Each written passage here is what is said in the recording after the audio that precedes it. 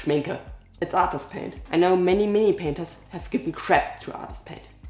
But that's only because they went with a cheap one. It's like buying army painter and then giving crap to paints made for miniatures. Let me clear this up.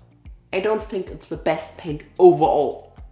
I truly think that Citadel is the best paint for beginners who want to paint heavy metal style. So every paint range has its place. But I like this one because of the features it gives me and certain advantages. What are these features? First of all, they are pure pigments.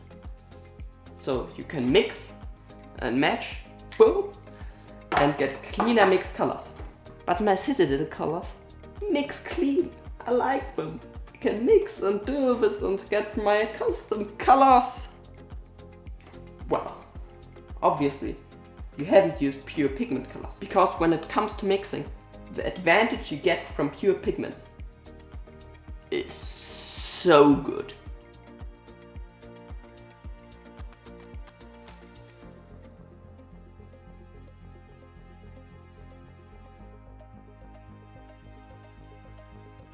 Second one, consistency. They're heavy body acrylics. This means they're thicker. Well, you like thin paints. I like the thick one. To prove my point, I'm going to make a blind test. I'm going to paint both sides of this dwarven hair. And can you guess where I used the Schminke paint?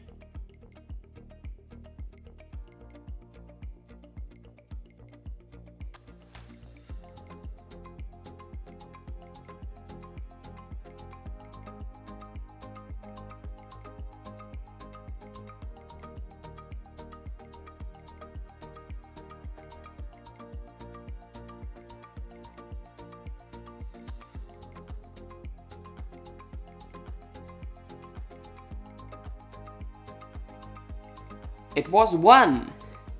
Mainly recognizable because it is not as matte as the mixture out of Citadel and Scale 75 color, so you may need to use a bit of matte varnish, but blending with glossy paint is actually easier because you got a smooth surface to work on.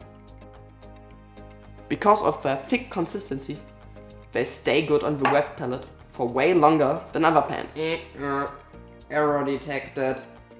I actually found out that the thickness of paint wasn't the factor that kept the paint better on the Wetpalette for longer. Compared to Citadel, it stayed just as good. The factor that made me think that it stayed better on the Wetpalette was that the larger tubes led to me putting more paint on the palette, and that led to the paint staying better. If you got a problem where your paint on the Wetpalette dries out or waters down, put more on it and it will solve the problem. Next point. Translucency. Wait, you want your paints to cover well, not to be translucent. I'm right? Because I hate paints that don't cover. I want opaque paint. First, for glazing, translucent paint is great. You don't need to have this thin water you slap on there. You can have like real middle, smooth, consistent paint that's still translucent and good for glazing, and you can make them opaque. Wait, what?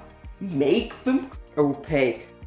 How blue pigment, for example, works is that it bounces back blue light, and when the pigment is really pure, it leaves every other wavelength through.